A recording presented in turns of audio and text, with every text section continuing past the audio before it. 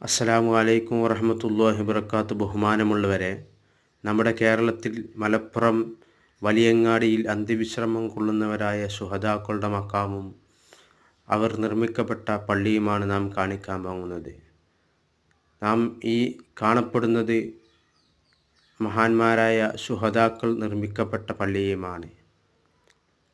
പൊന്നാനിയിൽ നിന്നും വന്ന് ദീനീ ദഅവത്ത് നടത്താൻ വേണ്ടി ഇവിടെ അവിടുത്തെ രാജാവ് അവർക്ക് വേണ്ടി ഹൈന്ദവരും മുസ്ലിങ്ങളും ഒരുമിച്ച് നിർമ്മിക്കപ്പെട്ട പള്ളിയാണ് ഈ പള്ളി. പൊന്നാനി പള്ളിയുടെ നിർമ്മാണ രീതി ആ രീതി പോലെയാണ് ഇവിടെ നിർമ്മിച്ചിട്ടുള്ളത്. ഇവിടെ നാട്ടുരാജാവായ രണ്ടാമത് വന്ന രാജാവിനേറ്റ് യുദ്ധം ചെയ്തിട്ടാണ് ശുഹദാക്കൾ ഇവിടെ അന്ത്യവിശ്രമം കൊള്ളുന്നത്.